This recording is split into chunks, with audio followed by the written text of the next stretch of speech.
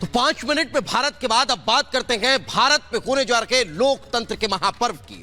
कल चुनाव आयुक्त ने 2024 के लोकसभा चुनाव की तारीखों का ऐलान कर दिया। 7 चरणों में चुनाव संपन्न कराए जाएंगे। 19 अप्रैल को पहला चरण, तो 1 जून को अंतिम चरण में मतदान होने जा रहा है और वहीं 4 तारीख को इन मतपेटियों को खोला जाएगा और परिणाम सामने आएंगे। देखिए खास रिपोर्ट।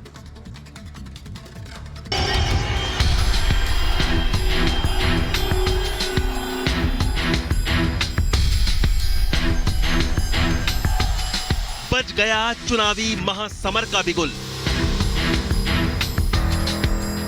80 दिन, 7 चरण, 543 सीट, किसकी जीत? 97 करोड़ वोटर, एनडीए इंडी में टक्कर। ईवीएम पर इलेक्शन कमीशन का शायराना अंदाज।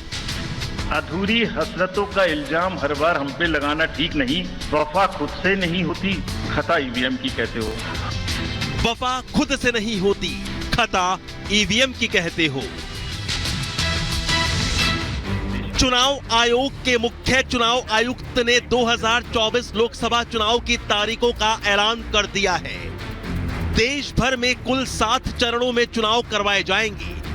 मुख्य चुनाव आयुक्त राजीव कुमार ने बताया कि लोकसभा की 543 सीटों पर 7 चरण में वोटिंग होगी, जिसमें पहले चरण में 19 अप्रैल को 21 राज्यों की 102 सीटों पर वोट डाले जाएंगे। दूसरे चरण में 26 अप्रैल को 13 राज्यों की 89 सीटों पर मतदान होगा। 7 मई को तीसरे चरण में 12 राज्यों की 94 सीटों पर वोट डाले जाएंगे। चौथे चरण में 13 मई को 10 राज्यों की 96 सीटों पर वोटिंग होगी। 5वें चरण में 20 मई को 8 राज्यों की 49 सीटों पर मतदान होगा। वहीं छठे चरण में 25 मई को 7 राज्यों की 57 सीटों पर वोटिंग होगी और आखिरी चरण यानी 7वें फेज में 1 जून को 8 राज्यों की 57 सीटों पर मतदान होगा और फिर 4 जून को 2024 लोकसभा चुनाव के नतीजे आएंगे। We'll do it in 7 phases. Phase 1 will start from 20th March notification, 5 days from now, and date of poll would be 19th of April, and counting on 4th. और अगर पूरी फेज वाइज हम पिक्चर दें, ये भी एक अच्छी snapshot है, जिसमें फेज 1 में 102 कॉन्स्टिट्यूएंसीज, फेज 2 में 89, फेज 3 में 94, फेज 4 में 96, 49, 57, 57। तो इसमें वेदर और हर चीज का ध्यान रखते हुए काफी सोचने के बाद ये शेड्यूल बनाया गया है। दुनिया की इस सबसे बड़ी चुनावी प्रक्रिया में 97 करोड़ वोटर्स वोट करेंगे। 1 करोड़ 82 लाख लोग पहली बार वोट डालेंगे। 21 करोड़ 50 लाख युवा मतदाता हैं। 49 करोड़ 72 लाख पुरुष मतदाता हैं। महिला मतदाताओं की संख्या 47 करोड़ 15 लाख है। वहीं 55 लाख ईवीएम का इस्तेमाल होगा। 10 लाख 50 हजार पोलिंग स्टेशन बनाए गए हैं। 1 करोड़ 50 लाख चुनाव अधिकारी और सुरक्षा कर्मी शामिल हैं। We have 97 crore registered voters, more than the combined voters of a few continents put together, America, Europe, over 10.5 lakh polling stations. And कितने लोग उसको कंडक्ट करते हैं? 1.5 crore polling officials and security officials conduct those elections. More than 55 lakh EVMs, 4 lakh vehicles. मुख्य चुनाव आयुक्त राजीव कुमार ने चुनाव की तारीखों, उसके चरणों और तैयारियों का जिक्र करते हुए चुनाव में 4 चुनौतियां भी बताई। मुख्य चुनाव आयुक्त बोले कि 4M से निपटना होगा, यानी muscles, money, miss information, MCC। इस सारी चीज को करने में हमारे सामने कुछ चैलेंजेस भी हैं। 4 चैलेंजेस हमारे पास हैं। 4Ms, muscle, money, miss information and MCC violations. और इसी के संदर्भ में पूरा जो प्रोसेस अब आज से शुरू होगा और जब तक चुनाव खत्म होगा तो इलेक्शन कमीशन का अधिकांश समय इन्हीं 4 चीजों में लगने वाला है कि हाउ टू कंट्रोल। इतना ही नहीं, चुनाव से जुड़ी वार्ता के दौरान मुख्य चुनाव आयुक्त राजीव कुमार का शायराना अंदाज भी नजर आया। अपनी स्पीच के आखिरी हिस्से में राजीव कुमार ने ईवीएम पर भी बात की। जो लोग ईवीएम में खामी निकालते हैं उन पर कटाक्ष करते हुए मुख्य चुनाव आयुक्त ने कुछ लाइनें सुनाई। अधूरी हसरतों का इल्जाम हर बार हम पे लगाना ठीक नहीं। वफा खुद से नहीं होती, खता ईवीएम की कहते हो। यानी लोकसभा चुनाव का काउंटडाउन शुरू हो चुका है। 4 जून को इंतजार खत्म हो जाएगा जब लोकसभा चुनाव का रिजल्ट आ जाएगा। लेकिन चुनाव की तारीख का बिगुल बजते ही राजनीतिक दल भी अपनी अपनी जीत का दावा ठोकने में जुट गए हैं। भाजपा की आंधी चल रही है, तूफान चल रहा है और उस तूफान में सब परेशान हैं।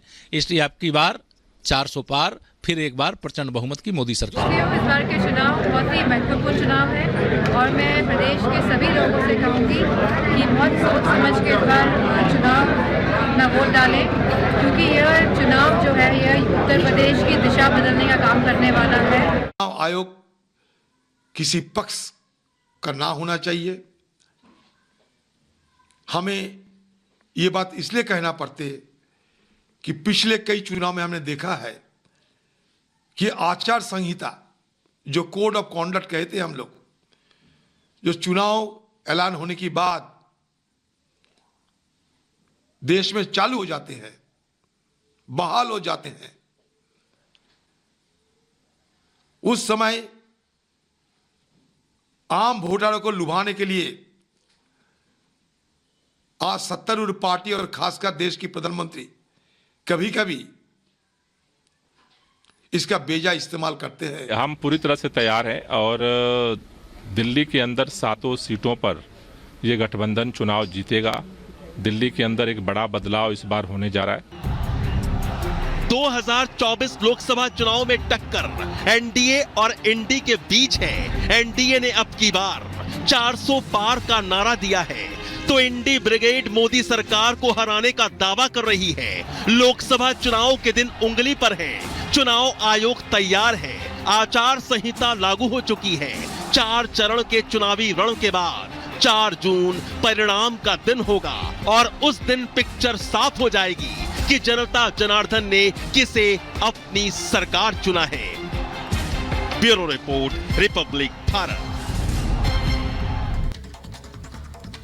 तो लोकसभा के चुनाव की तारीखों का ऐलान हो चुका है। तमाम जो पार्टियां अपने अपने उम्मीदवार उतार रही हैं, तो वहीं राजधानी दिल्ली में बीजेपी की तरफ से अपने उम्मीदवारों का ऐलान कर दिया गया है। इसमें नई दिल्ली सीट से बांसुरी स्वराज को मौका दिया गया है। बांसुरी स्वराज से खास बातचीत की है रिपब्लिक भारत ने एक्सक्लूसिवली। क्या कुछ उन्होंने कहा, आपको सुनवाते हैं।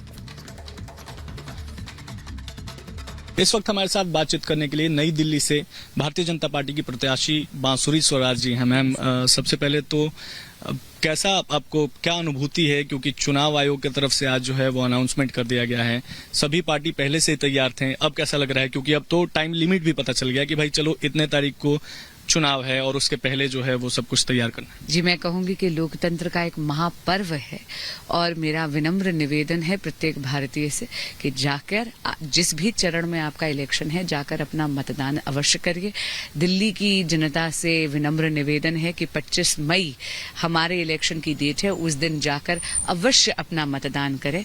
और एक पर्सनल मेरी रिक्वेस्ट होगी कि जाइए, कमल के फूल का बटन दबाइए और अब की बार 400 पार इस संकल्प को सिद्धि तक ले जाने में हमारी मदद करिए और यशस्वी प्रधानमंत्री श्री नरेंद्र मोदी जी को देश का प्रधान सेवक तीसरी बार चुनिए। ठीक है, दिल्ली की अगर बात करें तो एक ही फेज में 25 मई को जो है वो चुनाव है, लेकिन विपक्ष भी तैयार है पूरी तरीके से। 2 पार्टीज मिलकर जो है इस बार चुनाव लड़ रही हैं, कांग्रेस और आम आदमी पार्टी। क्या लगता है आपको, क्या टक्कर दे पाएंगे भारतीय जनता पार्टी को, क्योंकि 7 सीट आपके खाते में थे पहले से ही? मुझे पूरा विश्वास है कि दिल्ली की जनता इस बार भी 7 सीटें भारतीय जनता पार्टी की ही झोली में डालेगी। इससे कोई फर्क नहीं पड़ने वाला कि सामने कांग्रेस और आम आदमी पार्टी की युति है या नहीं। उनका गठबंधन स्वार्थ पर आधारित है और जब आप स्वार्थ की राजनीति करते हैं तो आप राष्ट्रहित और राष्ट्र धर्म दोनों की बलि चढ़ा देते हैं। दिल्ली की जनता का अटूट अटूट और अगाध विश्वास है मोदी जी की गारंटी पे, क्योंकि मोदी की गारंटी सभी गारंटी पूरी करने की गारंटी है। ठीक है, एनडीए का नारा है मैम कि 400 पार अब की बार, और फिर से जो है भारतीय जनता पार्टी के सभी नेताओं की बात करें, चाहे ग्राउंड लेवल से लेकर बड़े नेता, सबका यही कहना है कि इस बार 400 पार तो करना ही है एनडीए को, बीजेपी 370 प्लस। क्या कहना चाहेंगी आप दिल्ली की जनता से? मैं कहूंगी कि ये नारा नहीं है, ये संकल्प है। अब की बार 400 पार एक संकल्प है, और इस संकल्प को सिद्धि तक ले जाने में जो परिश्रम है वो भारतीय जनता पार्टी का और एनडीए का प्रत्येक कार्यकर्ता करेगा। लेकिन इस संकल्प को सिद्धि तक ले जाने में मैं जानती हूं कि जनता जनार्दन हमारा पूरा योगदान करेगी। और इसी बीच आपको बता दें, जहां एक तरफ चुनावों की तारीखों का ऐलान हो चुका है, तो वहीं विदेशों में प्रधानमंत्री नरेंद्र मोदी का डंका बज रहा है। प्रधानमंत्री नरेंद्र मोदी के समर्थन में लंदन में कार रैली निकाली गई और ब्रिटिश सांसदों ने कहा कि एक बार फिर से प्रधानमंत्री नरेंद्र मोदी ही सत्ता पर काबिज होंगे। कारों की कतार, बीजेपी का झंडा और कार्यकर्ताओं में जोश। तस्वीरें लंदन की है, जहां प्रधानमंत्री नरेंद्र मोदी के सपोर्ट में कार रैली निकाली गई। लोकसभा चुनाव की तारीखों के बाद लंदन में बीजेपी और पीएम मोदी के सपोर्ट में एक कार रैली निकाली